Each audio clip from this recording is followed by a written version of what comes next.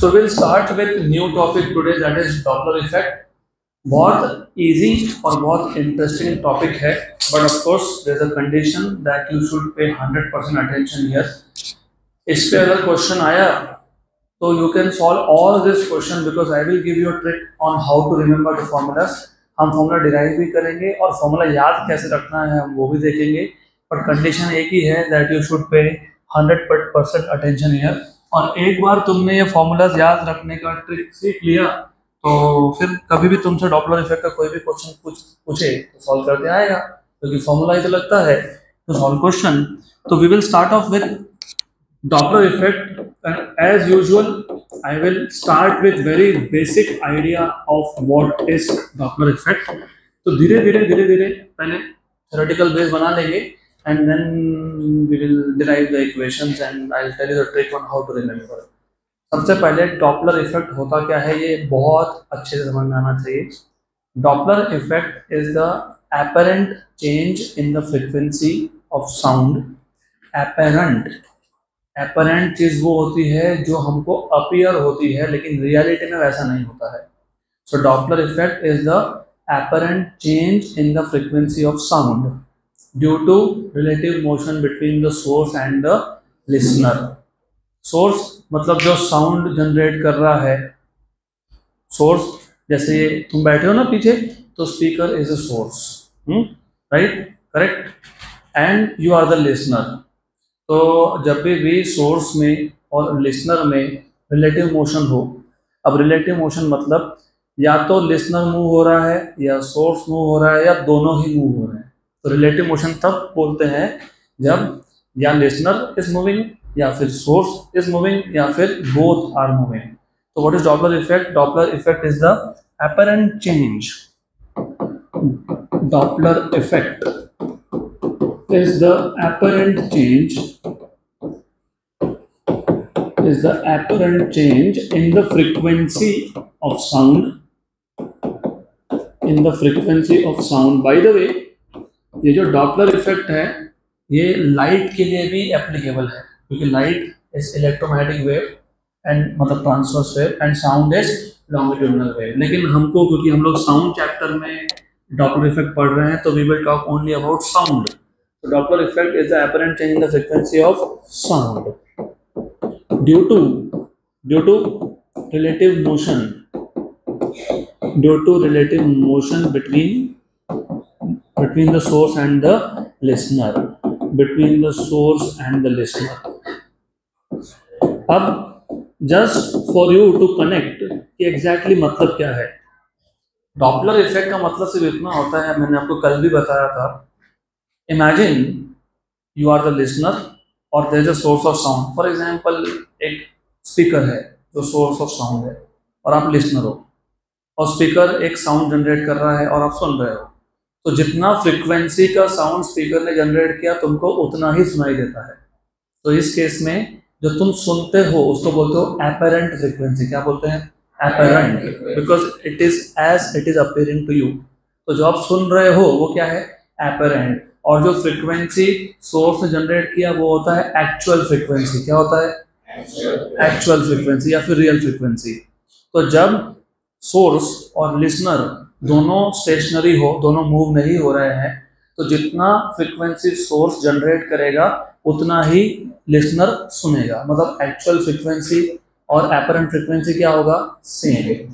लेकिन कभी कभी ऐसा भी होता है, फॉर एग्जाम्पल अभी आप यहाँ क्लास में बैठे हो, you are the listener and you are stationary because I will not allow you to move.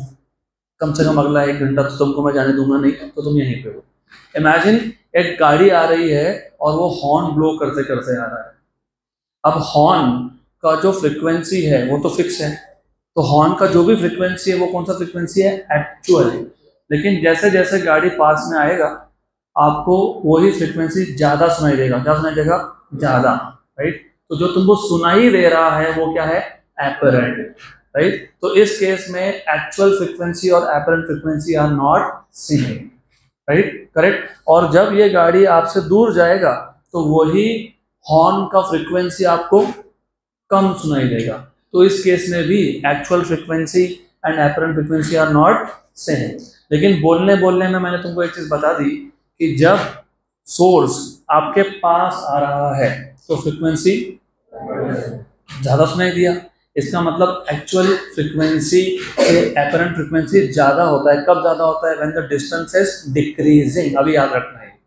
तो जब भी distance between listener and source is decreasing, apparent frequency is greater than actual frequency. बराबर। तो source जो भी frequency emit कर रहा होगा उससे ज़्यादा सुनाई देगा। और जब सोर्स आपसे दूर जा रहा है, मतलब डिस्टेंस इज इंक्रीजिंग, तो apparent frequency is less than actual frequency. बराबर। तो जब तक सोर्स और लिसनर दोनों स्टेशनरी है, apparent frequency is equal to actual frequency. बराबर। लेकिन जब डिस्टेंस कम हो रहा है तो apparent frequency is greater than actual frequency, और जब डिस्टेंस बढ़ रहा है तो apparent frequency is less than actual frequency. और ये आपने बहुत जगह पे एक्सपीरियंस किया है, बहुत जगह पे क्लास में बैठ के भी एक्सपीरियंस करोगे। अभी जब गाड़ी आएगी जाएगी तब बता दूंगा मैं। रेलवे स्टेशन पे खड़े हो, यही होता है। ट्रेन जब आ रहा होता है तो ट्रेन का जो विसल होता है, ट्रेन के हॉर्न को ट्रेन का विसल बोलते हैं, तो उसका फ्रीक्वेंसी तुमको ज़्यादा ज़्यादा ज़्यादा सुनाई देगा, और वो पास हो गया तो कम कम कम कम होता जाएगा। पता ना ऐसा? तो when a source of sound is moving towards you, उस केस में उसका फ्रीक्वेंसी बढ़ते जाता है, और जब दूर जा रहा है तो कम होते हैं। This is Doppler effect. याद रहेगा? गुड। अब हमको ये जो चेंज इन फ्रीक्वेंसी है, 3 केसेस में स्टडी करना है। सो चेंज इन फ्रीक्वेंसी या फिर Doppler effect can be studied under 3 conditions. Can be studied under 3 conditions. नाम के 3 कंडीशन है लेकिन टोटल 8 कंडीशंस है। बताता हूँ कैसे। अंडर 3 कंडीशंस, नाम के लिए 3 है लेकिन टोटल 8 है। बताता हूँ कैसे। Number one is source is moving and listener is stationery. Okay, तो सोर्स इज मूविंग, जैसे आपका केस, आप अभी लिसनर हो, आप स्टेशनरी हो, लेकिन सोर्स इज मूविंग। तो source is moving but listener is stationery. Okay, good. तो ये हो गया पहला कंडीशन। दूसरा कंडीशन क्या होगा? दूसरा क्या होगा? Source is stationary but the listener is moving. दूसरे केस में source is stationary but the listener is moving. ये केस फॉर एग्जांपल जब क्लास के बाद आप घर पे जाओगे तो घर पे जाते वक्त रास्ते में होगा, शायद हो सकता है कोई एक स्पीकर लगा हुआ है कहीं पे, राइट? वो स्पीकर तो अपनी जगह पे है लेकिन सुनने वाले मतलब तुम listener, you are in motion. तो source is stationary but listener is moving. Number 3, both are moving. तो both source and listener are moving. अभी आप ऐसा बोलोगे दोनों स्टेशनरी हुए तो क्या? दोनों स्टेशनरी हुए तो फ्रीक्वेंसी चेंज नहीं होता है। जो फ्रीक्वेंसी एक्चुअल है वही तुम सुनते हो, वही एपरेंट है, right? If both are stationary there is no Doppler effect. तो डॉपलर इफेक्ट कब होता है? When there is relative motion. इसलिए बोला ना मैंने, when there is relative motion between the source and the listener. And Doppler effect can be studied under 3 conditions. कौन सी 3 condition? Source is moving but listener is stationary. Source is moving but इसमें 2 case है। Source is moving, या तो source तुमसे दूर जा रहा है, source is moving away from stationary listener, या फिर सोर्स तुम्हारे पास आ रहा है तो source is moving towards the stationary listener. बराबर। तो इसमें 2 केस है। तो पहले केस में 2 केस है, दूसरे केस में भी 2 केस है। कौन से 2 केस? पहले केस में कौन मूविंग था? सोर्स। स्टेशनरी कौन था? लिसनर। अभी उल्टा कर दो, who is moving? Listener. Who is stationary? इसमें 2 केस है, listener moving towards a stationary source and listener moving away from a stationary source. तो 4 हो गए। बराबर। अब जो आखिरी केस था, both are moving, source and stationary are moving, इसमें 4 केस और बनते हैं। 4 केस कैसे? Both are moving towards each other, both are moving away from each other, है ना, बराबर, ये दो हो गए। Source is following the listener, source is following the listener. अब बोलोगे ये कहाँ इमेजिन कैसे करें, कुछ मत करो, सिंपल सी बात है। तुम जा रहे थे, तुमको आगे देखा, अरे मेरा दोस्त है वो भी जा रहा है, अरे रुक रुक, you are the source, that जो भी होगा, girl boy whatever is the listener, right. तो source is following the listener, है ना, बराबर है कि नहीं, उल्टा भी तो हो सकता है, listener can also follow the source, हो सकता है ना, ऐसा होता है, ऐसा होता है, पता है, listener is following the source, पता है। शादी में जब तुम बारात में जाते हो तो डीजे के पीछे जाते हो, तो डीजे का स्पीकर वो सोर्स है, तुम लिसनर हो, वो आगे जा रहा है, तुम उसके पीछे जा रहे हो, करेक्ट। तो हमें टोटल 8 केसेस, 8। पहले तो फिक्स कर लेना, क्योंकि अगर तुम ये फिक्स नहीं करोगे कि कौन मूविंग कौन स्टेशनरी, तो फिर कंफ्यूजन ही कंफ्यूजन है, सॉल्यूशन और फॉर्मूला दोनों ही पता है। Number 1, you have two things here, one is the source, one is a listener. Decide, पहले डिसाइड करो who is moving, चलो source is moving, and who is stationary, listener। अभी source moving है तो दो केसेस है, source moving towards the listener या फिर source moving away from the listener. फिर सोर्स को मूव कर लिया, अभी उल्टा करो, अब लिसनर को बोलो कि तुम मूव हो जाओ, सोर्स विल बी स्टेशनरी, तो listener is moving towards a stationary source और it is moving away from a stationary source, तो 4 केस हो गए। व्हेन बोथ आर मूविंग, तो both are moving towards each other और both are moving away from each other, और source is following the listener और listener is following the source, तो total 8 cases है, right, पक्का। अभी 8 केसेस के formula याद कैसे रखने बताऊंगा, लेकिन हम लोग 2 केस के फॉर्मूला डिराइव करेंगे, 2 ही डिराइव करेंगे, उसके बाद आपको सिर्फ फॉर्मूला याद रखना है। तो 8 में से 2 केसेस वी विल डिराइव, तो वो हम एक काम करेंगे ना, एक सोर्स इज मूविंग का कर लेंगे और एक लिसनर इज मूविंग का करेंगे। तो पहला will derive for the first case, source is moving, source is moving but who is stationary, but listener is stationary, but listener is stationery. अब जानबूझ के मैंने थोड़ा सा स्पेस रखा है, बताता हूँ क्यों, बताओ तो क्यों। सोर्स इज मूविंग, 2 केस थे ना, टुवर्ड्स या अवे, तो मैं अवे का केस लूंगा, तो सोर्स इज मूविंग अवे, हाँ, फ्रॉम स्टेशनरी लिसनर, थोड़ा सा वर्ड्स को चेंज कर देता हूँ, source is moving away, away from stationary listener, very good, याद रखना आप। तो आपके टेक्स्ट बुक में, मतलब आपके नोट्स में जो पहला टॉपिक है वो यही है, source is moving away from a stationary listener, सही है, पक्का, गुड। सिर्फ उतना डिटेल में लिखा नहीं है, क्या लिखा है नोट्स में,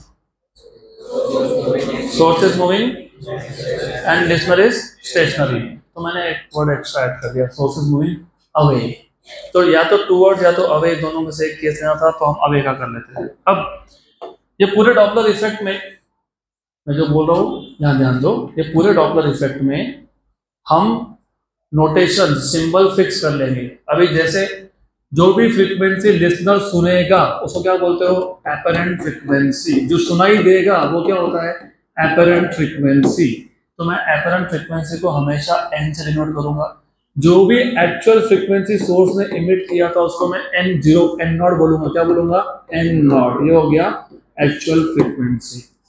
अगर लिसनर मूव हो रहा है, अगर हो रहा है तो उसका कुछ स्पीड होगा, कोई भी चीज मोशन में तो कुछ ना कुछ स्पीड होता है ना, तो अगर लिसनर मूव हो रहा है तो उसके स्पीड को बोलेंगे VL, क्या बोलेंगे, VL, तो it is velocity of listener या फिर स्पीड ऑफ लिसनर, राइट। अगर लिसनर मूव नहीं हो रहा है तो VL की वैल्यू क्या आएगी, 0, क्या आएगी, 0। उसके बाद सोर्स भी तो मूव हो सकता है, तो सोर्स मूव होगा तो उसका स्पीड क्या है, VS, that is velocity of source, velocity of source, very good. Source नहीं मूव हो रहा है तो VS की वैल्यू क्या होगी, 0। और एक है V, ये V क्या है बताओ, velocity of sound in air, क्योंकि लिसनर किसको सुन रहा है? साउंड को। साउंड कहाँ से ट्रेवल करके आया? एयर से। तो एयर में साउंड का कुछ स्पीड होगा ना, दैट इज v। तो this is velocity of sound in air. Clear? तो ये पैरामीटर्स अभी फिक्स। तो आपके जितने भी फॉर्मूला बनने वाले हैं वो इसी 5 पैरामीटर के साथ रिलेटेड होंगे, कुछ और दिखेगा नहीं आपको। फॉर्मूला में n, n0, v, vl और vs, ये 5 ही चीज देखने वाली है। n, n0, v, vl और vs। बराबर यहाँ तक? where n is apparent frequency, the frequency heard by the listener is apparent frequency. n0 is actual frequency, the frequency emitted by the source. Vs is the speed of source, vl is the speed of listener and v is the speed of sound in air। ये 5 parameter लगेंगे। तो पहले से ही मैंने list बना के रख दिया, तो इसके आगे पूरे डेरिवेशन में कहीं पे भी मैं वापस नहीं बताने वाला कि vl क्या है, vs क्या है, n क्या है, n0 क्या है और v क्या है। गुड। अब थोड़ा सा और हम लोग खासकर आपके टेक्स्ट बुक में, क्योंकि मैंने वो जो डेरिवेशन दिया है नोट्स में वो टेक्स्ट बुक से ले दिया, because they have written it decently, कोई प्रॉब्लम नहीं है। सिर्फ एक चीज है, साउंड कौन सा वेव है? लॉन्गिट्यूडनल। तो लॉन्गिट्यूडनल वेव में क्रेस्ट ट्रफ होता है कि कंप्रेशन रेयरफैक्शन होता है? Very good. लेकिन प्रॉब्लम ये है कि कंप्रेशन रेयरफैक्शन को बार बार ड्रॉ करना प्रॉब्लमैटिक है। मुझे अगर कंप्रेशन रेयरफैक्शन दिखाना होगा ना, तो मुझे बार बार ऐसा दिखाना पड़ेगा कि यहाँ पे देखो डिस्टेंस बिटवीन द पार्टिकल्स कम है तो वो कंप्रेशन है, और यहाँ पे देखो डिस्टेंस बिटवीन द पार्टिकल्स ज़्यादा है तो ये कौन है? रेयरफैक्शन। और क्रेस्ट और ट्रफ को शो करना आसान होता है कि नहीं आसान? ये क्रेस्ट और ये ट्रफ, राइट? तो टेक्स्ट बुक में वो कंप्रेशन को क्रेस्ट बोलते हैं और रेयरफैक्शन को ट्रफ बोलते हैं, तो कंफ्यूज मत होना। क्रेस्ट जहां जहां दिखेगा मतलब कौन है? कंप्रेशन। और ट्रफ जहां जहां दिखेगा मतलब कौन है? Rarefaction. Already we know sound में क्रेस्ट ट्रफ नहीं होता, साउंड में कंप्रेशन एंड रेयरफैक्शन होता है, पता है। लेकिन डायग्राम ड्रॉ करने की जब बात आती है तो क्रेस्ट एंड ट्रफ ड्रॉ करना आसान पड़ता है compare to compression and rarefaction. यहाँ तक क्लियर? अब पहला केस, source is moving away from stationary listener, source is moving away from stationary listener। तो एक काम करते हैं, पहले एक दिखा देते हैं लिसनर, ये है लिसनर और ये स्टेशनरी है। ये स्टेशनरी है मतलब इसकी जगह फिक्स है, ये यहाँ से हिल नहीं सकता, it is at a fix location, है ना? Listener is stationery. तो ये लिसनर का जो लोकेशन है उसको मैं L बोल देता हूँ, L, this is listener and stationary. और ये जो लाइन ड्रॉ कर दी मतलब ये फिक्स लोकेशन है, वो यहाँ से मूव नहीं करेगा। Then you have a source, लेकिन सोर्स तो मूविंग है। सोर्स क्या है? मूविंग है। तो मान लेते हैं कि चलो ये सोर्स है, may be this is a speaker, speaker sound का सोर्स होता है, तो ये सोर्स आ गया। तो सोर्स मूव हो सकता है। इनिशियल डिस्टेंस, मैंने ऐसा इनिशियल, फिजिक्स में इनिशियल मतलब at time t equal to 0। अब टाइम t इक्वल टू 0 का मतलब ये भी होता है कि जब तुमने ऑब्जर्वेशन स्टार्ट किया तब। ऐसा तो नहीं मतलब ना कि इससे पहले ये मूव ही नहीं हो रहा था, हो सकता है। देखो, this is why it is very important that you understand. For example, यहाँ से गाड़ी जा रही है और आपको उस गाड़ी का मोशन का स्टडी करना है। तो जब तुमने पहली बार गाड़ी को देखा, that is your initial instant of time t equal to 0। उससे पहले गाड़ी मूव हो रहा था, गाड़ी 20 के स्पीड पे था, 50 के स्पीड पे था कि धूम का बाइक था, वी डोंट केयर, क्योंकि उससे पहले क्या हुआ उससे मेरा मतलब ही नहीं है। मैंने जब ऑब्जर्वेशन स्टार्ट किया तब से आगे की बात मैं करूंगा। तो इनिशियल इन फिजिक्स मतलब when you make the first observation, तो टाइम की वैल्यू कितनी लेते हो वहाँ पे? 0। कितना लेते हो? 0। तो initially the distance between what and what? Listener and source, ये है d। कितना है? d। बराबर? पक्का? तो initial distance between the listener and the source is d। अब इस टाइम इंस्टेंट पे इनिशियली इस सोर्स ने एक कंप्रेशन इमिट कर दिया। क्या इमिट किया? कंप्रेशन। बराबर? अब एक कंप्रेशन लिसनर तक जाएगा तो कुछ टाइम लगेगा, तो let T1 be the time for the first compression to reach the listener. तो let T1 be the time taken by the first compression, और वहां पे बुक में फर्स्ट क्रेस्ट लिखा हुआ है, तो फर्स्ट क्रेस्ट मतलब कौन, first compression to reach the listener, to reach the listener. देखो बहुत इंपॉर्टेंट है।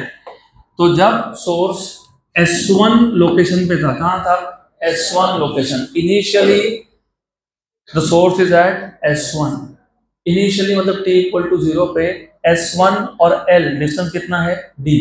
तो जब ये सोर्स S1 लोकेशन पे था, इसने क्या इमिट किया, पहला कंप्रेशन। क्या इमिट किया, पहला कंप्रेशन। और ये कंप्रेशन सोर्स से किसके पास जाएगा, लिसनर के पास। तो ये जो कंप्रेशन है मतलब जो साउंड वेव है, इसको सोर्स से लिसनर तक पहुंचने में कुछ टाइम लगेगा। वो टाइम क्या है, T1। क्या है वो टाइम, T1। तो who can tell me what is the formula of T1? What is velocity? Distance upon time. Velocity is distance upon time. So what is time? Distance upon velocity या फिर distance upon speed. ठीक है, distance upon speed बोलना है, speed बोल दो कोई फर्क नहीं पड़ता। ठीक है, good. What was the initial distance d? What is the speed of sound in air? V. So d by v. This is the time taken by the first compression to reach the stationary listener। तो पहला compression पहुंच गया इतने time के बाद, बराबर। तो T1 क्या आ गया, D बाई वी। T1 क्या आ गया, D बाई वी। अब इसके आगे चालू होगा रियल डेरिवेशन, क्योंकि अब होगा बहुत सारा कंफ्यूजन। तो कंफ्यूजन नहीं होने के लिए एक ही तरीका है, दैट यू हैव टू पे फुल अटेंशन हियर। अब you know compression and refrigeration generate कैसे होते हैं, with the help of tuning fork, या फिर जो भी सोर्स ऑफ साउंड होगा वो क्या करता है, वो एयर को कंप्रेस करता है और एयर को रेरिफाइड करता है। रेरिफाइड मतलब मॉलिक्यूल्स का डिस्टेंस बढ़ाता है। Compression, rarefaction, compression, rarefaction, compression, rarefaction, ये ऐसा ही होता है। कंप्रेशन कंप्रेशन कंप्रेशन नहीं होता ना, तो कंप्रेशन के बाद क्या बनता है, रेयरफैक्शन। एक कंप्रेशन से लेके अगले कंप्रेशन, एक कंप्रेशन से लेके अगले कंप्रेशन, याद आ रहा है कुछ, एक क्रेस्ट से लेके दूसरा क्रेस्ट, वेवलेंथ, यस बराबर। लेकिन तुमको याद है मैंने बताया था, the time taken by the particle to complete one oscillation is time period, it is time period, सही है बराबर ना। तो एक क्रेस्ट से दूसरा क्रेस्ट मतलब कितना टाइम, टाइम पीरियड पहले ही बताया था मैंने। वन ऑसिलेशन मतलब particle goes from a crest to trough and comes back to crest, ये होता है one oscillation। The time taken by the particle to complete one oscillation is time period। और one oscillation में particle को तुम ऐसा भी imagine कर सकते हो, एक crest से कहाँ गया दूसरा crest, मतलब एक crest से दूसरा crest जनरेट होने में जितना टाइम लगा वो क्या है, टाइम पीरियड। क्या है वो, तो सिमिलरली एक कंप्रेशन और दूसरा कंप्रेशन जनरेट होने में जो टाइम लगेगा वो क्या है, टाइम पीरियड। क्या है वो, टाइम पीरियड। तो अभी अच्छे से ध्यान देना, ये साउंड वेव है। साउंड वेव में कंप्रेशन के बाद कौन आता है, रेयरफैक्शन। उसके बाद वापस कौन आता है, कंप्रेशन। कौन आता है, कंप्रेशन, रिमेंबर। तो एक कंप्रेशन से दूसरा कंप्रेशन जनरेट होने में जितना भी टाइम लगा उसको क्या बोलोगे, टाइम पीरियड। Very good. तो at t equals to t0, what is T0? It is the time between two successive compressions generated by the source, और वो क्या है, टाइम पीरियड है। क्या है वो, तो कंप्रेशन पहला जनरेट हुआ, फिर रेयरफैक्शन हुआ, फिर दूसरा कंप्रेशन हुआ। तो पहले और दूसरे कंप्रेशन को जनरेट होने में जितना भी टाइम लगा वो क्या है, टाइम पीरियड। क्या है वो, अभी भूलना मत। गुड। तो टाइम t इक्वल टू 0 पे पहला कंप्रेशन इमिट हुआ था, और उस कंप्रेशन को लिसनर तक जाने में टाइम कितना लगा, T1। कितना लगा, पहला कंप्रेशन कब इमिट हुआ, t इक्वल टू 0 पे, और वो कंप्रेशन लिसनर तक कितने टाइम में गया, T1। और T1 क्या है, D बाई V। दूसरा कंप्रेशन कब जनरेट हुआ, t इक्वल टू T0। बराबर। तो what will be the time taken by the second compression to reach the listener. तो T2 is the time taken by second compression, मतलब second crest, according to your notes, to reach the listener. तो कौन बताएगा what is the time taken by second compression to reach the listener?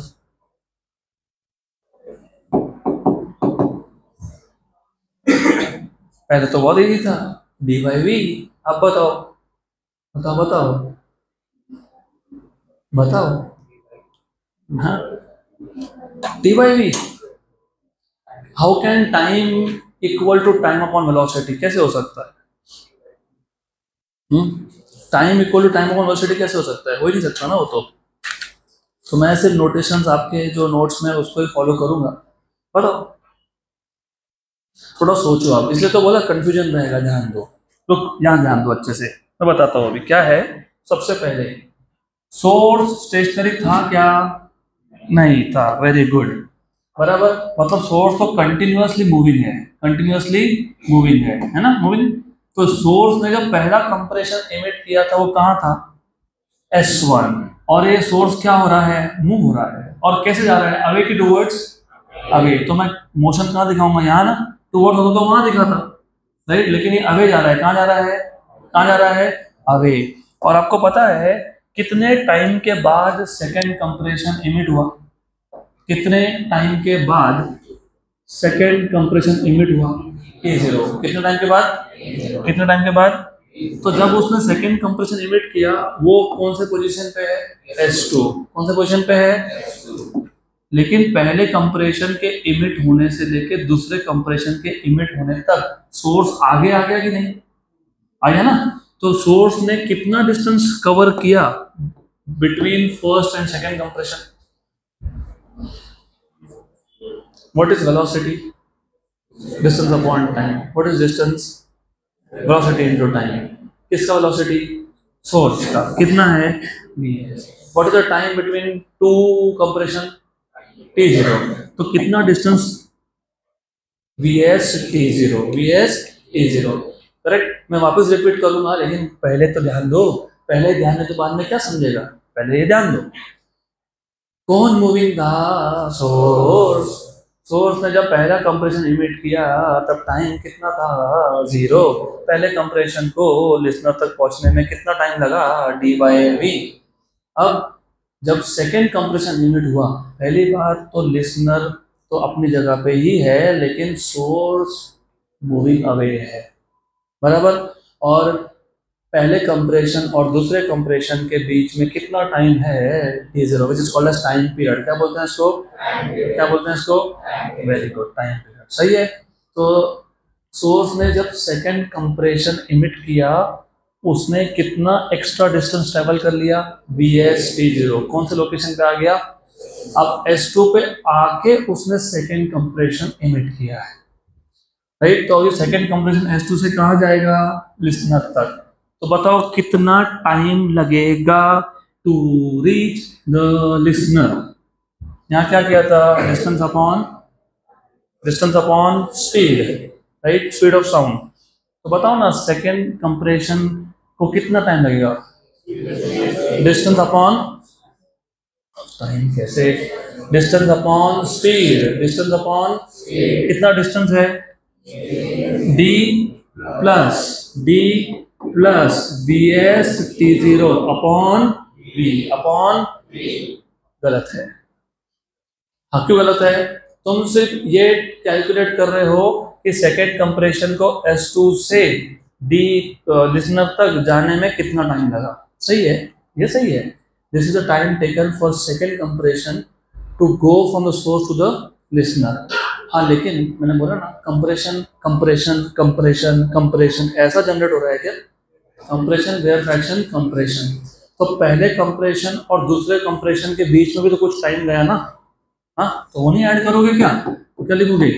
T0 is the time between first and second compression. तो T0 plus D plus V S T zero by V. Good. पहले attempt में बहुत मुश्किल समझता है ये, तो हमको दूसरा तीसरा अटेम्प्ट लगेगा समझने के लिए, तो चलो ठीक है, कोई बात नहीं, हो गया। अब आपके टेक्स्ट बुक में ना बस यहाँ तक ही दिया है, मतलब नोट्स में। मैं थोड़ा एक स्टेप और आगे जाता हूँ। चलो एक बात बताओ, अब तीसरा तीसरा कंप्रेशन कब इमिट होगा?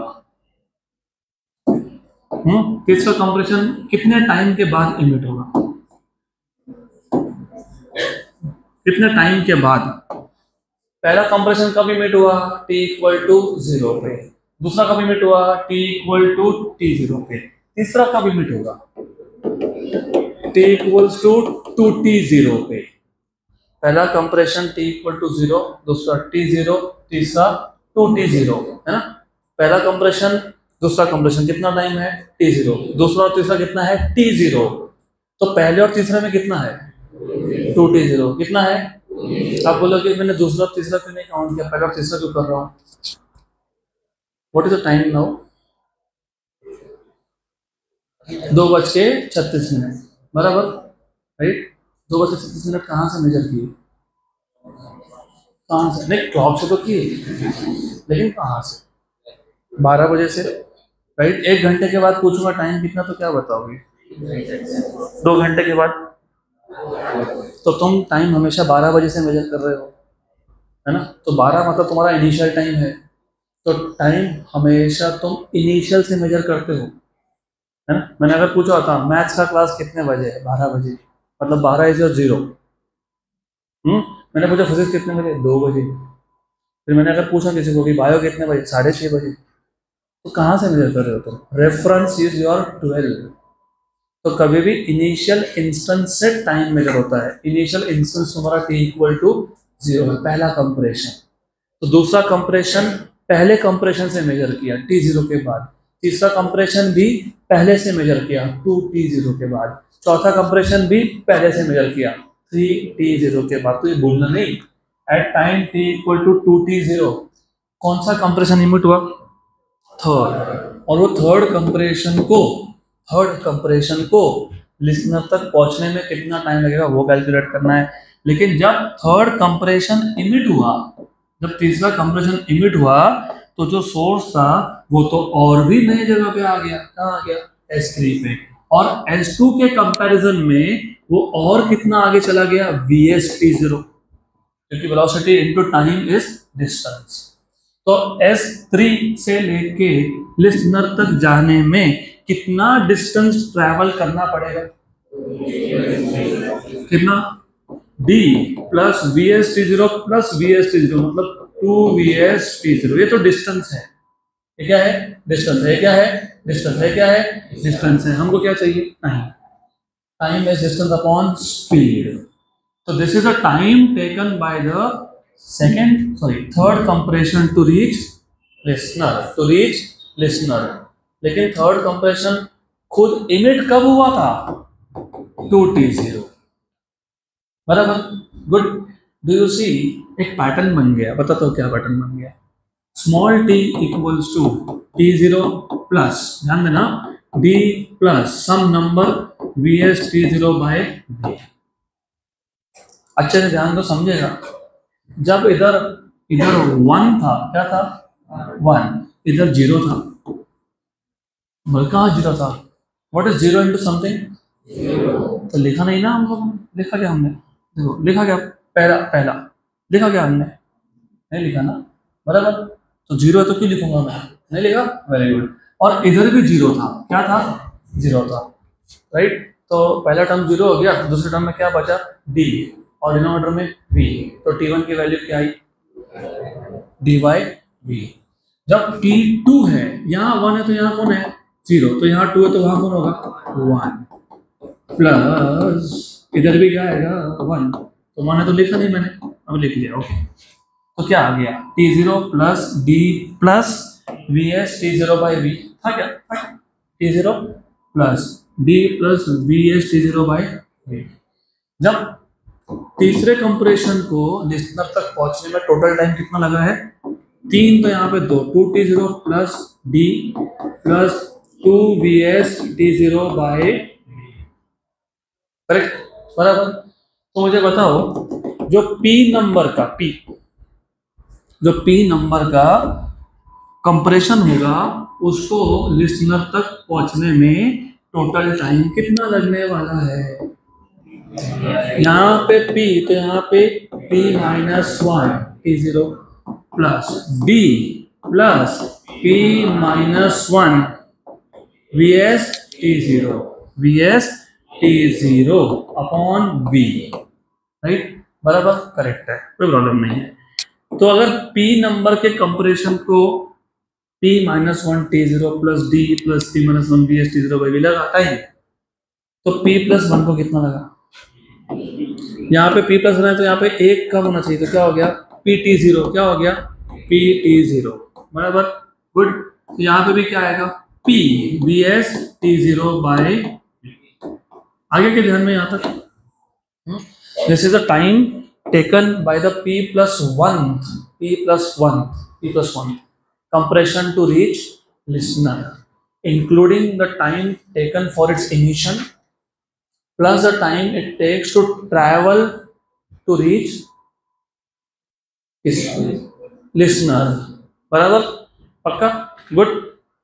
पहली बार थोड़ा सा रहेगा, दूसरी बार में सब क्लियर हो जाएगा, तो थोड़ा ध्यान दे दो। और अब एक बात और बताओ मेरे को, अच्छे से सुन के बताओ, पक्का पक्का बताओ, what was T2?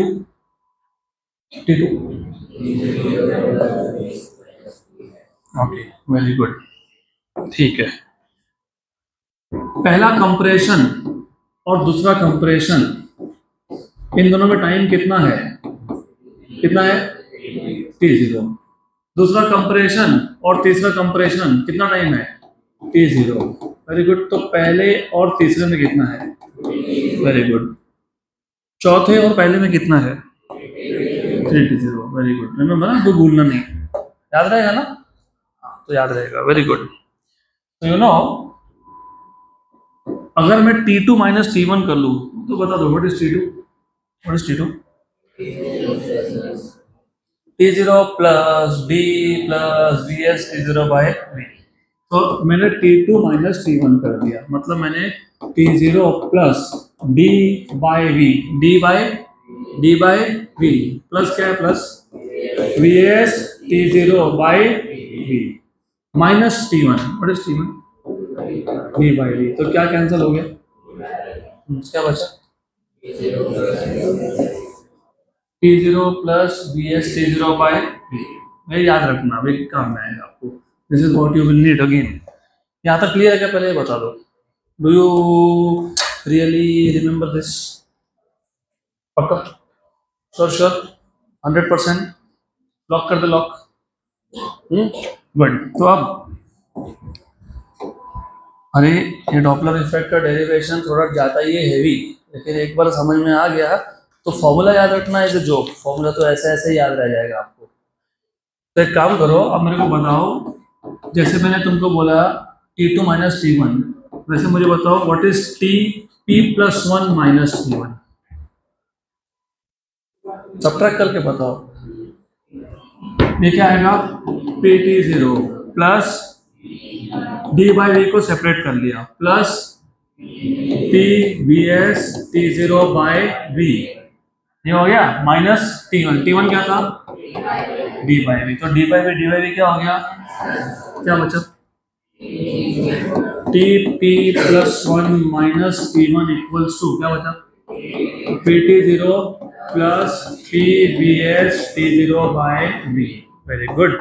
Can I take out PT0 common? Yes. तो PT0 को कॉमन निकाल लिया, क्या आ गया? 1 plus VS by V। Very good. तो TP plus one minus T1 upon P से P को शिफ्ट कर लिया, P को क्या कर लिया? Shift, equals to T0 V plus VS upon V। कुछ नहीं, क्या किया? Cross multiply. क्या किया? Cross multiply. और पूरा डेरिवेशन जब कर रहे हो ना, तो बीच में एक दो चीज याद रखो, लिसनर मूविंग था नहीं, तो पूरे डेरिवेशन में कहीं पे भी VL नहीं दिखने वाला है। सोर्स स्टेशनरी था क्या? नहीं, तो पूरे डेरिवेशन में सिर्फ VS दिखने वाला है और V दिखने वाला है। What is V? Speed of sound in air. What is VS? Speed of source. Very good, good, सही है। अब what is this, what you understand by this, क्या मतलब होता है इसका? ये क्या है, ये क्या है? टेम्परेचर कहाँ से आ गया? That is the time taken by P plus 1 compression to reach the listener. और T1 क्या है? Is the time taken by the first compression to reach the listener. चलो ठीक है, मैं थोड़ा वापस समझाता हूँ तुमको। ये कंप्रेशन है, ये कंप्रेशन है, ये भी कंप्रेशन है, राइट। और यहाँ पे एक लिसनर है, तो अच्छे से ध्यान दोगे तो समझेगा। अगर सोर्स स्टेशनरी होता, क्या होता? वेरी गुड, लिसनर तो स्टेशनरी है, सोर्स भी क्या होता? तो पहले कंप्रेशन को यहाँ पहुँचने में कितना टाइम लगता?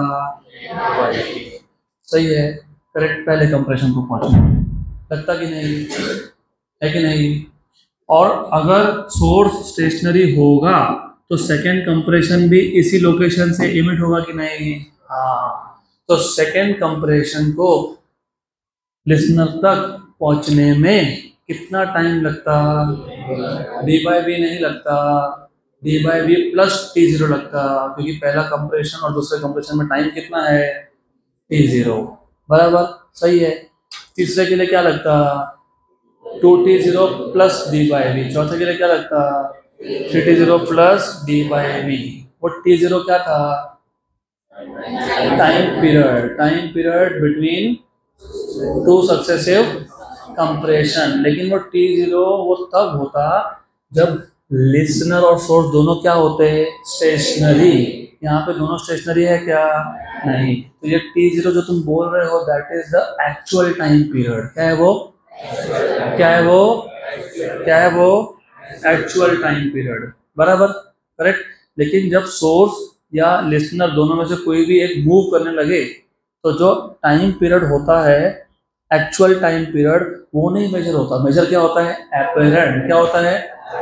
तो ये पता है ये कौन है? ये एपरेंट टाइम पीरियड है। कौन है ये? तो जो left hand side of the equation है ना, T plus 1 minus T1 by P, है एपरेंट टाइम पीरियड। क्या है ये? क्या है ये? Apparent time period. तो what is apparent time period?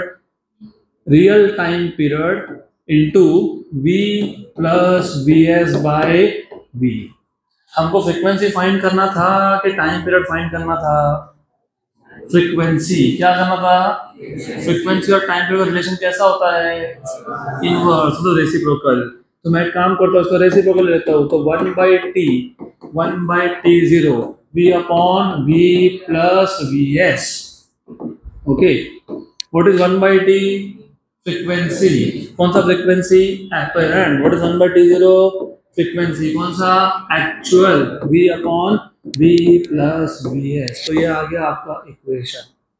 When the source is moving away from stationary listener, apparent frequency is equal to actual frequency into V upon V plus VS। बराबर, clear? अब एक बार वापस ध्यान दो, अब थोड़ा fast होगा लेकिन you have to pay attention so as to understand the derivation. कुछ भी नहीं डेरिवेशन। एक लिसनर है, कौन है? कौन है? लिसनर। ये क्या कर रहा है? कुछ नहीं कर रहा है, वो स्टेशनरी है। क्या कर रहा है वो? नथिंग, नथिंग डूइंग, कुछ नहीं, बैठा है आराम से बैठा है, मतलब रेस्ट पे, नॉट मूविंग, करेक्ट। एक सोर्स है, कौन है? सोर्स है, सोर्स है, सोर्स क्या कर रहा है? साउंड जनरेट कर रहा है। क्या कर रहा है? साउंड जनरेट कर रहा है। और वो शुरू में कहाँ था? S1 पे। इसका लिसनर से डिस्टेंस कितना था? D, बराबर, करेक्ट। तो T इक्वल टू 0 पे, टाइम T इक्वल टू 0 पे इस सोर्स ने क्या जनरेट कर दिया? कंप्रेशन। और उस कंप्रेशन को लिसनर तक जाने में जितना भी टाइम लगा तुमने क्या बोल दिया? T1। तो पहला कंप्रेशन जनरेट कब हुआ? T इक्वल टू 0 पे। पहले कंप्रेशन को लिसनर तक आने में कितना टाइम लगा? T1। वो T1 क्या है? D by V है, where D is the distance between S1 and listener and V is the velocity of sound in air। क्योंकि कौन गया? साउंड गया ना, तो वेलोसिटी साउंड का लोगे कि सोर्स का लोगे? साउंड का। Very good. अब ये जो सोर्स है, क्या ये स्टेशनरी था? नहीं, ये तो आगे जा रहा था। आगे जाते जाते इसने t इक्वल टू t0 पे क्या इमिट कर दिया? Second compression. तो पहले कंप्रेशन के बाद रेयर फ्रैक्शन, फिर सेकेंड कंप्रेशन। तो ये हो गया एक्चुअल टाइम पीरियड। क्या हो गया? The time between two successive compression is the time period. और ये एक्चुअल टाइम पीरियड, क्योंकि सोर्स ने पहला कंप्रेशन कब इमिट किया था? 0 पे। सेकंड कब किया? t0 पे। तो पहले कंप्रेशन और दूसरे कंप्रेशन में टाइम कितना है? t0। तो t0 क्या है? Time period, actual time period of the source, बराबर। और जब इसने सेकंड कंप्रेशन इमिट किया तो वो कहाँ था? S2 पे। लेकिन S1 मतलब फर्स्ट कंप्रेशन और S2 मतलब सेकंड कंप्रेशन, पहले कंप्रेशन और दूसरे कंप्रेशन में सोर्स कितना आगे चला गया? Vs T0, क्योंकि डिस्टेंस होता है वेलोसिटी इनटू टाइम। वेलोसिटी कितना था? Vs। टाइम कितना है? T0 है। तो कितना डिस्टेंस ट्रैवल हो गया? Vs T0। अब ये जो कंप्रेशन है वो यहाँ से निकल के कहाँ तक जाएगा? लिसनर तक। तो वो कितना डिस्टेंस ट्रैवल करेगा? d plus Vs T0। ये डिस्टेंस है, डिस्टेंस को स्पीड से डिवाइड कर दो, क्या बन गया? Time. This is the time taken by the second compression to go from S2 to L, S2 से L। तो ये सिर्फ टाइम है for the compression to go from S2 to L। लेकिन सेकंड कंप्रेशन इमिट हुआ कब था? कितने टाइम के बाद? तो इसमें T0 ऐड करना पड़ेगा कि नहीं? हो गया, बराबर। अब ये जो सोर्स है ये और आगे आ गया। ये और आगे आ गया। आगे क्या? आगे, यस, बराबर। ये सोर्स जब S3 पे था, इसने क्या किया? Third compression. और थर्ड कंप्रेशन और कितने टाइम के बाद इमिट होगा? और T0 के बाद। तो 0 T0 और एक T0, कितना T0? 2 T0। अब ये जो थर्ड कंप्रेशन है वो S3 से कहाँ जा रहा है? लिसनर तक। तो वो टोटल डिस्टेंस कितना ट्रैवल करेगा? d plus Vs T0 plus Vs T0। तो उसको डिस्टेंस कितना ट्रैवल करना पड़ेगा? d प्लस 2 Vs T0 और डिवाइड बाय v कर दिया। तो this is time taken by the third compression to reach the listener. लेकिन अरे वो खुद इमिट कितने टाइम के बाद हुआ? तो कर लिया add?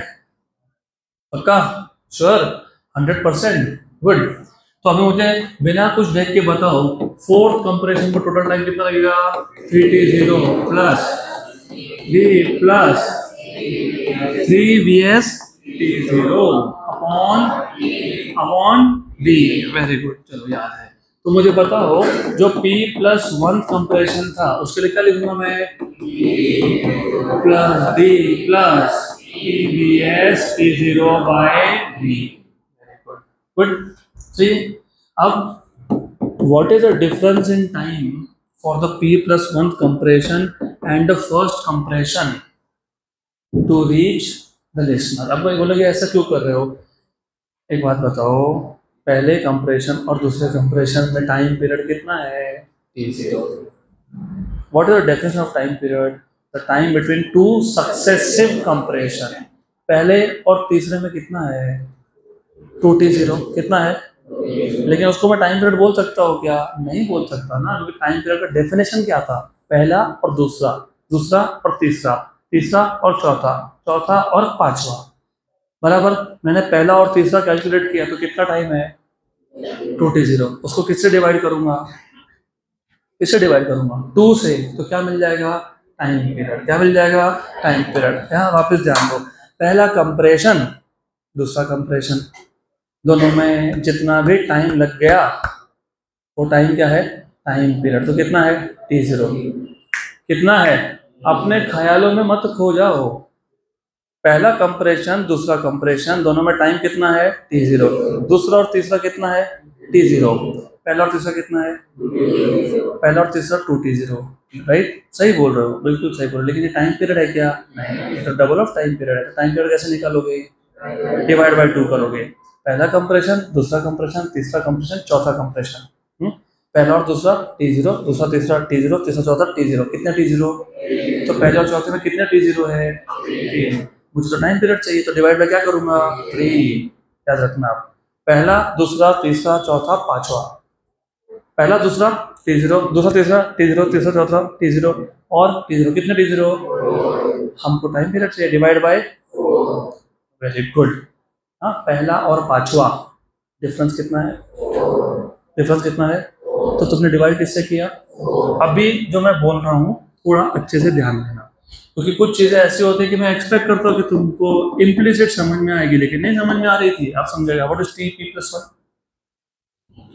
PT0 plus D by V plus TVS T0 by V minus what is T1?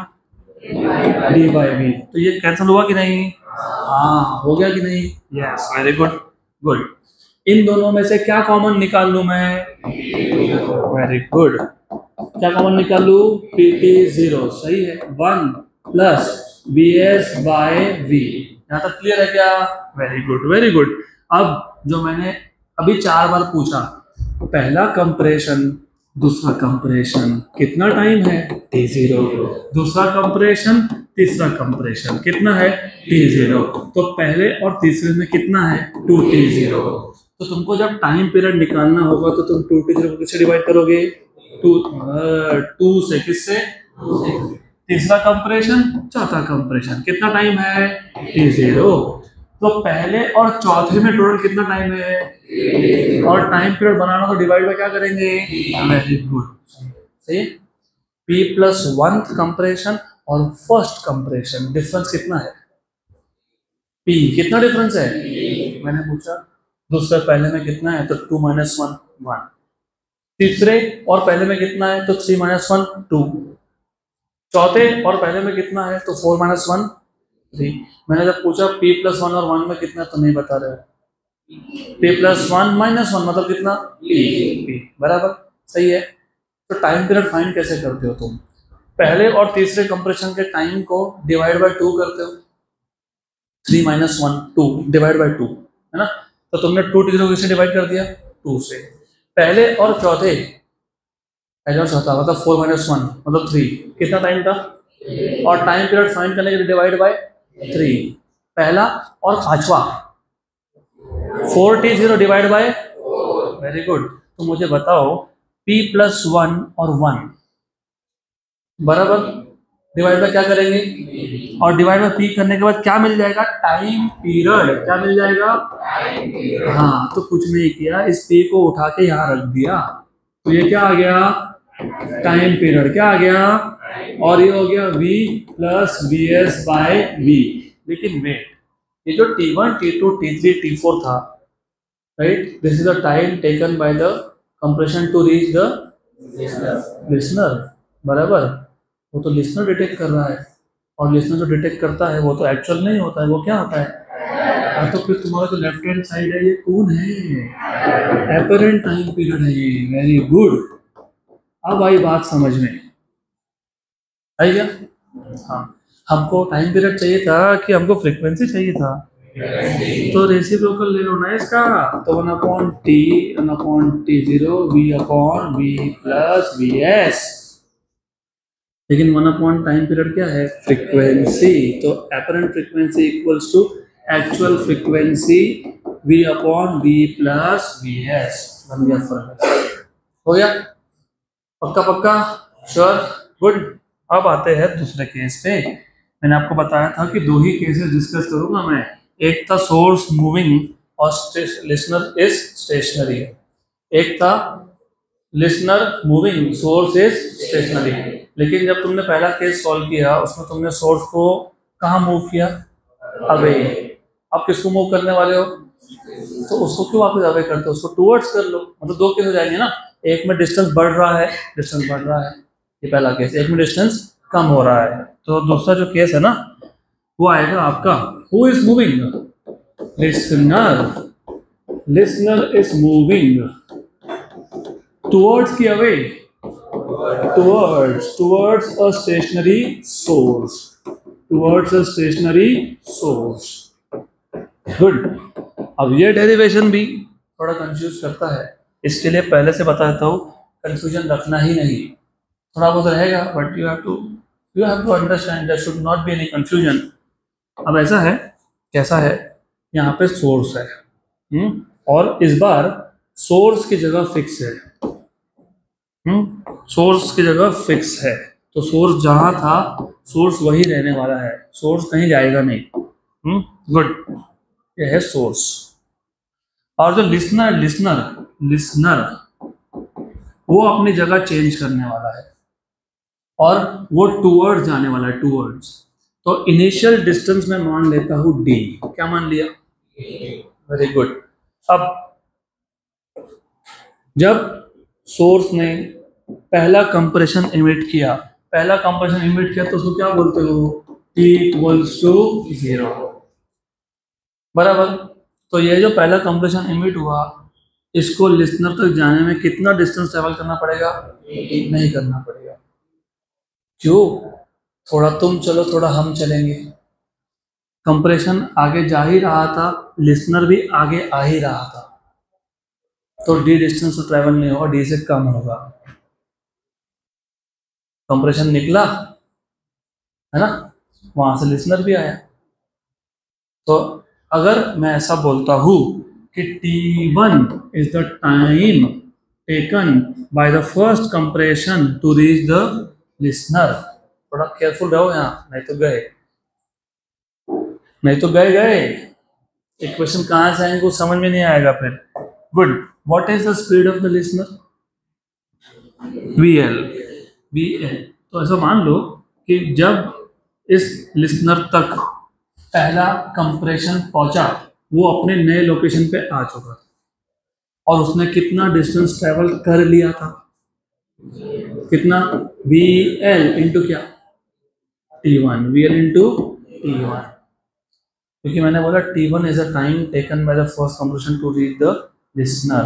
तो जितने टाइम में कंप्रेशन आगे आया उतने टाइम में लिसनर भी तो आगे आया, उतने ही टाइम में यहाँ से कंप्रेशन निकला और यहाँ से लिसनर आया, राइट। तो जब कंप्रेशन लिसनर तक पहुँचा तभी सुनाई देगा ना उसको, तो टाइम इज सेम, बराबर। तो लिसनर ने कितना डिस्टेंस ट्रेवल किया? VL T1। So what will be the value of T1? What is time? Distance upon तुम बोलना बंद कर लो, ये मैं बोलता हूँ what is time, बोलते हो distance upon time। अरे time is distance upon speed, distance upon। तो मुझे बताओ पहले कंप्रेशन ने L1 तक पहुंचने में कितना डिस्टेंस ट्रेवल किया? D minus VL T1 upon speed. Speed is सही है यहाँ तक, पक्का। अब सेकेंड कंप्रेशन इमिट हुआ, लेकिन सेकेंड कंप्रेशन, अच्छा पहले एक काम करता हूँ, इसको भी सिंप्लीफाई कर लेना। बोलोगे क्यों सिंप्लीफाई करना? लेफ्ट हैंड साइड पे कौन है? राइट हैंड साइड पे भी एक T1 है, हाँ। तो ऐसा मत रखो उसको, एक ही T1 रखो, तो D by V minus VL T1 by V, इसको यहाँ लाओ। तो T1 plus VL T1 by V equals to क्या आ गया? D by V. कौन कॉमन निकला? T1। 1 plus VL by V D by V. Very good. तो क्या हो गया? T1 into V plus VL by V equal to D by V. V और V, तो T1 equals to D upon V plus we याद रखना है। देखो है क्या ऐसा? चेक कर, हर चीज वेरीफाई करनी चाहिए, है क्या ऐसा? लिखा हुआ है, ये भी लिखा है और ये भी लिखा है नोट्स में, दोनों है। सेकंड केस, दो ही केसेस है, सेकंड केस। गुड। अब दूसरे कंप्रेशन को इमिट होने में कितना टाइम लगा? T0। तो at T equals to T0 कौन सा कंप्रेशन इमिट हुआ? सेकंड। अब ये सेकंड कंप्रेशन को लिसनर तक जाने में कितना टाइम लगेगा? थोड़ा तुम आओ, थोड़ा हम आते हैं, बराबर, सही है। Good. Now tell me what is the distance travelled by listener. Second compression यहाँ तक जा रहा है, लिसनर भी आगे आ रहा है, तो कितना डिस्टेंस ट्रेवल होगा? V D minus VL T1 VLT2। गड़बड़ ही गड़बड़ है, समझ में ही तो नहीं आ रहा कि टाइम कभी भी तुम इनिशियल इंस्टेंस से मेजर करते हो। तो तुमने जब बोला कि पहले कंप्रेशन के लिए लिसनर कितना आगे आया, VLT1। T1 कहाँ से मेजर किया था, इनिशियल से, और T2 कहाँ से मेजर कर रहे हो, इनिशियल से। तो पोजीशन भी इनिशियल से ही मेजर होगा। अगर तुम टाइम मेजर कर रहे हो, ये सिंपल लाइफ में तुम सोचते नहीं हो इसलिए प्रॉब्लम होता है। तुम घर से निकले 12 बजे, मैंने पहुंचा 2 बजे, कॉल करके बचा तुम मुंबई जा रहे थे, 12 बजे निकले, तो मैंने तुमको पूछा, 2:30 बजे कॉल किया मैंने, कहाँ पहुंचे, नासिक। नासिक कहाँ से, नासिक दूल्हे से नासिक, है ना, बराबर। हम दूल्हे में रहते तो दूल्हे से नासिक की बात होगी ना, बराबर। फिर मैंने आपको 5 बजे कॉल किया, कहाँ पहुँचे, मुंबई। कहाँ से मुंबई पहुँचे, तो वही तो बात है, ये लिसनर T1 टाइम के बाद अपनी इनिशियल पोजीशन से यहाँ तक पहुँचा था, और यही लिसनर L2 पे अपने इनिशियल पोजीशन से पहुँचा है, क्योंकि टाइम तुम हमेशा शुरू से कैलकुलेट कर रहे हो। 2:30 बजे 12 से 2:30, 5 बजे भी 12 से 5, तो तुम्हारा टाइम मेजर करने का रेफरेंस हमेशा इनिशियल होता है। क्या होता है, क्या होता है, इनिशियल होता है कि नहीं, initial. What is your age, 16 years, है ना, कब से, फ्रॉम योर बर्थ। क्या बोला, अरे जनरल एग्जाम्पल दे रहा हूँ, जनरल एग्जाम्पल दे रहा हूँ मैं। क्या बोला मेरे को, मैं 1 महीने का हूँ, लेकिन पिछले महीने से अभी 1 महीने का हूँ। तो टाइम तो तुम शुरू से मेजर करोगे, तो T2 is the time that is measured from the initial instance, है कि नहीं, पक्का। अब तो ये जो डिस्टेंस है ये VLT2 है ना, कितना है। अब बताओ सेकेंड कंप्रेशन को कितना डिस्टेंस ट्रेवल करना पड़ा, D माइनस। अब हमको निकालना था what is the time taken by the second compression to reach the listener. तो डिस्टेंस आ गया D minus VL upon V। लेकिन सेकेंड कंप्रेशन इमिट कितने टाइम के हुआ था। अब यहाँ पे एक T2, इधर भी T2 नहीं चलेगा, एक साइड पे लाओ, तो T2 equals to T0 plus D by V minus VL T2 upon V। इसको लाओ यहाँ पे, T2 plus VL T2 by V equals to T0 plus D by V। सही, हाँ हाँ, देख लेते हैं, देखेंगे। T2 common 1 plus VL by V equal to T0 plus D by V। Good. T2 V plus VL by V equals to T0 plus D by V और V नहीं होगा। इधर एक्स्ट्रा T0 बैठा है, वो कैसे कैंसिल करने देगा, नहीं करने देगा, तो डायरेक्ट मत कैंसिल करना। यहाँ मल्टीप्लाई, यहाँ पे मल्टीप्लाई हो रहा है तो वहाँ डिवाइड होगा, तो ये बन जाएगा आपका T2 इक्वल्स टू, ये उधर गया, इधर गया, मैं उधर गया, जाने मैं किधर गया, तो यहाँ गया V plus VL plus D by V plus VL, V और V कैंसल, अभी कैंसल हुआ, तो T2 कितना आ गया D upon V plus VL plus VT0 upon V plus VL। सही है, अभी डिनोमिनेटर सेम है कि नहीं, तो डायरेक्टली क्या कर लेंगे, D plus VT0 upon V plus, देखो है क्या, है, गुड, पक्का, श्योर। अब बिना ज़्यादा डिटेल में गए मुझे बताओ T3 क्या आएगा। पहले तो मुझे बताओ, पहले तो ये बता दो कि T3 कितने टाइम के बाद, मतलब थर्ड कंप्रेशन कितने टाइम के बाद इमिट हुआ, 2T0, फिर उसको कितना डिस्टेंस ट्रेवल करना पड़ा, D minus VL T3 by V। Very good, correct. अब जैसे तुमने पिछले केस में एक पैटर्न ऑब्जर्व किया था, अभी भी वही ऑब्जर्व कर रहे हो। You see T1 was D upon V plus V, ऐसा था ना? अरे अभी तो देखा था कि नहीं? हाँ, वो एक्चुअली वैसा नहीं था, वो एक्चुअली ऐसा था। क्योंकि देखो यहाँ पे कुछ था क्या?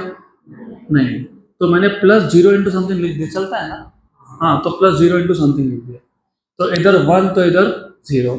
दूसरा ऑब्जर्व किया तुमने, दूसरा D प्लस V T0, इधर 1 लिख दो, V प्लस V है, 1 0 2 1 3 2, ओके बराबर सही है, V प्लस V है, बराबर।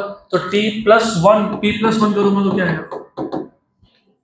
इधर 3 इधर 2, तो फिर क्या लिखेंगे, V plus P V T0 upon V plus V है। 1 0 difference is 1, 2 1 difference is 1, 3 2 difference is 1, P plus 1 P difference is 1, बराबर है। तो पिछले केस में क्या बोला था तुमने कि TP प्लस 1 माइनस T1 किया तो क्या होगा, करके देख लो क्या होगा। What is this, D upon V plus VL plus, मैं इसको दो टर्म में स्प्लिट कर रहा हूँ, दो टर्म में स्प्लिट कर लिया क्या, यस, माइनस T1 क्या था, D upon V plus V है, क्या कैंसिल हो गया, कैंसिल हो गया, वेरी गुड, कैंसिल हो गया, गुड। तो क्या आया, TP plus 1 minus T1 equal क्या बचा, PV T0 upon V plus V है, सही है। अब ये P को डिवाइड कर लेते हैं, okay. What was T0, actual time period, और what is this, apparent time period, हो गया। तो ये हो गया ऐसा फॉर्मूला। तुमको टाइम पीरियड फाइंड करना था कि फ्रीक्वेंसी फाइंड करना था, reciprocal, 1/T0 V plus VL upon V, apparent frequency equals to actual frequency V plus VL by, है क्या ऐसा? हाँ है ऐसा, वेरी गुड गुड। अब ये सब तुमको डेरिवेशन थोड़ा बहुत प्रॉब्लम भी आया तो तुम कर लोगे, लेकिन इसके बाद अगर प्रॉब्लम आया गए, क्योंकि वो तुमको ट्रिक किसी बुक में मिलेगा नहीं, इसलिए अभी अगला 5 मिनट पूरा फोकस यहाँ। अब देखो मैं तुमको दो ही केस बताए, एक था source moving away from stationary listener, एक था listener moving towards a stationary source. ऐसे 8 केसेस है, कितने कितने कितने 8 में से कम 6 तुमको मैं आज बता दूंगा, और जो बचे हुए 2 है वो जब क्वेश्चन सॉल्व करेंगे तब बताऊंगा, क्योंकि अभी बताऊंगा ना तुम तब तक भूल जाओगे। इसके लिए मैं वो क्वेश्चन लेता हूँ स्पेसिफिक और तभी बताता हूँ। तो अब यहाँ ध्यान दो, it is very important that you pay attention, because this is the summary of the whole picture. तो ये पूरा का पूरा समरी है, पूरे पिक्चर का शॉर्ट फॉर्म ट्रेलर समरी, जो भी तुम बोलो, brief.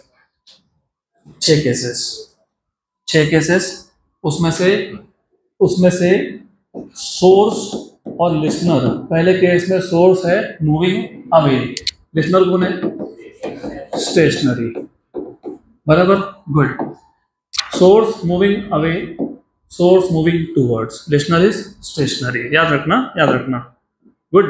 Then source is stationary, listener is moving away, and listener is moving towards, बराबर। देन आखिरी में source and listener both are moving towards each other and both are moving away from each other। ये 6 cases है, बाकी 2 बाद में देखेंगे। अब 6 और वो 2 8, सारे ही केसेस में जो ढांचा होता है, ढांचा स्केलेटन, फॉर्मूला का स्केलेटन सेम है। क्या है, सेम है। जैसे हम इंसानों का सबका ढांचा सेम नहीं होता ना, स्केलेटन इज सेम, सिर्फ फीचर्स अलग अलग होते हैं। तो वैसे भी यहाँ भी वही चीज़ है। लेफ्ट हैंड साइड में apparent frequency, right hand side पे एक्चुअल फ्रिक्वेंसी, ऊपर वी वी एल, नीचे वी वी एस। हर जगह पे ऐसा ही देखने को मिलेगा तुमको, चाहे वो तुम इस केस की बात कर रहे हो या इसकी बात कर रहे हो या फिर इसकी बात कर रहे हो या फिर तुम ये केस ले रहे हो या फिर तुम वो केस ले रहे हो या फिर तुम ये केस, हर जगह पे सेम, बराबर। अब तो यार ध्यान दो, लास्ट 6-7 मिनट पूरा डॉपलर इफेक्ट खत्म, ध्यान देना। कौन स्टेशनरी था? बी एल गायब कर दो। कौन स्टेशनरी था? सोर्स। बी एस गायब कर दो। यहाँ दोनों मूविंग है तो कुछ गायब मत करना, और वी तो बिल्कुल मत गायब करना। वी गायब करते हैं मतलब तुम बोल रहे हो साउंड ट्रैवल ही नहीं कर रहा, तो कंप्रेशन पहुंचेगा कैसे, साउंड सुनाई कैसे देगा? गुड, बराबर, यहाँ क्लियर। अब मैंने आपको बताया था जब डिस्टेंस कम हो, क्या हो, तो फ्रीक्वेंसी ज़्यादा होता है, फ्रीक्वेंसी। अब अच्छे से ध्यान देना, यहाँ पे अच्छे से ध्यान देना। ये n था, ये n0 था, यहाँ पे एक रेशो है, क्या है? रेशो, समथिंग अपॉन समथिंग, जैसे v V L V V S, ratio ratio. ये n0 को यहाँ ले लेता हूँ, डिवाइड कर दिया, बराबर। अच्छे से याद रखना आप, जब डिस्टेंस कम हो, डिस्टेंस उसको बोलते हैं रिलेटिव अप्रोच, क्या बोलते हैं? तो जब डिस्टेंस कम हो तो एपरेंट फ्रीक्वेंसी रियल फ्रीक्वेंसी से ज़्यादा होता है। जब डिस्टेंस कम होता जाए तो साउंड का इफेक्ट ज़्यादा सुनाई देता है। अरे यही तो होता है जब आपके पास में गाड़ी आ रही है, हम बजाते बजाते इरिटेट होता है ना, बहुत जोर का साउंड है, मतलब frequency is higher than the real. और जब डिस्टेंस बढ़ता जाए तो लेस, तो उसको बोलते हैं रिलेटिव रिसीड। क्या बोलते हैं? Relative recede. क्या बोलते हैं? तो जब डिस्टेंस कम हो मतलब रिलेटिव अप्रोच हो तो apparent frequency is greater than actual frequency, और जब डिस्टेंस बढ़ता जाए मतलब रिलेटिव रिसीड हो तो apparent frequency is less then. Very good, बस इतना ध्यान रखना। तो रिलेटिव अप्रोच के केस में n अपॉन n0 का रेशियो क्या आएगा? अरे मानो कैसे? ग्रेटर देन 1, ग्रेटर देन, और इस केस में क्या आएगा? Less than 1। तो जब डिस्टेंस कम हो रहा है तो रेशियो ग्रेटर देन 1 है, और जब डिस्टेंस बढ़ रहा है तो रेशियो लेस देन 1, याद रहेगा। अब बताओ, मेरे पास अगर एक रेशियो है समथिंग अपॉन समथिंग, सम नंबर अपॉन सम नंबर, रेशियो 1 से बड़ा कब होता है? जब न्यूमरेटर बड़ा और डिनोमिनेटर छोटा हो। Very good. और रेशियो छोटा कब होता है? 1 से। जब डिनोमिनेटर बड़ा हो और न्यूमरेटर छोटा हो। बस आ गया ध्यान, सारे प्रॉब्लम सॉल्व। बताता हूँ कैसे। अब आप बताओ, आपकी मर्जी। सोर्स इज मूविंग, सही है, मूविंग। अब आप बोलो कहाँ से स्टार्ट करने, टूवर्ड्स की हमें? चलो टूवर्ड्स, टूवर्ड्स, टूवर्ड्स मतलब पास में आना, पास में आना मतलब डिस्टेंस कम होना, डिस्टेंस कम होना मतलब एपरेंट फ्रीक्वेंसी रियल से ज्यादा होना, मतलब रेशियो ग्रेटर देन 1 होना। रेशियो ग्रेटर देन 1 होना मतलब numerator should be greater than denominator. Numerator में कौन है? v। डिनोमिनेटर में कौन कौन है? v और vs। तो बीच में माइनस लिखूंगा तब जाके डिनोमिनेटर छोटा होगा। ऊपर v है, नीचे v में से कुछ माइनस करोगे तो डिनोमिनेटर छोटा और न्यूमरेटर बड़ा होगा, है ना? तो रिलेटिव अप्रोच जब लिसनर स्टेशनरी हो और सोर्स मूविंग टूवर्ड्स हो तो डिस्टेंस क्या हो रहा है? डिस्टेंस कम हो रहा है, तो n अपॉन n0 का रेशियो 1 से बड़ा कब होता है? जब न्यूमरेटर बड़ा और डिनोमिनेटर दोनों का पहला लेटर सेम, तो बीच में कौन? तब जाके डिनोमिनेटर छोटा और न्यूमरेटर बड़ा।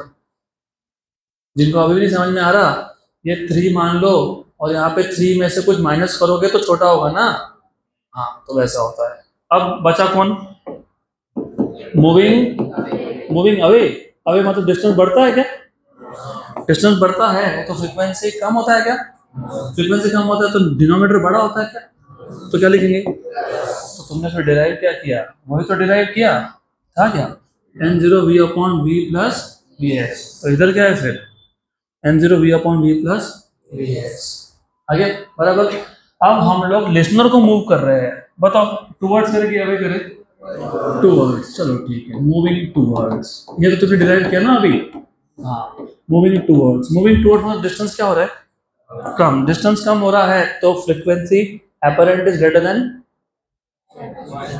एक्चुअल, तो रेशियो इज ग्रेटर देन, तो न्यूमरेटर इज ग्रेटर देन, अब डिनोमिनेटर में तो एक ही चीज है, न्यूमरेटर में दो है, और न्यूमरेटर को बड़ा होना है डिनोमिनेटर से, बीच में क्या लगेगा, ये तो तुमने अभी डिराइव किया क्या, v plus V L by V into N zero, V plus V L by V into N zero, बराबर, गुड। अब बचा कौन फिर, moving away, moving away, very good, moving away, सही है। ये तुम्हारा और तुम्हारा दोस्त का काम है, अनमन हो गई, दोस्त बोल रहे अरे रुक रुक रुक, नाराज मत हो तू, रुक, मैं नहीं रुकता, चल जा, लिसनर जा रहा है, वो बेचारा बुला रहा है, listener moving away, source is stationery, very good. Away distance बढ़ रहा है, डिस्टेंस बढ़ रहा है, हाँ डिस्टेंस बढ़ रहा है तो apparent frequency is less than actual, तो ratio less than, ratio less than 1, तो न्यूमरेटर बढ़ा कि डिनोमिनेटर बढ़ा, डिनोमिनेटर बढ़ा मतलब न्यूमरेटर छोटा, माइनस आ गया, बराबर। अब यहाँ पे मूविंग, दोनों मूविंग, लेकिन दोनों मूविंग टूवर्ड्स या दोनों मूविंग अवे, बस यही देखना है, टूवर्ड्स या अवे, तो ये दोनों मूविंग मूविंग है, एक केस में टूवर्ड्स है, एक केस में अवे है।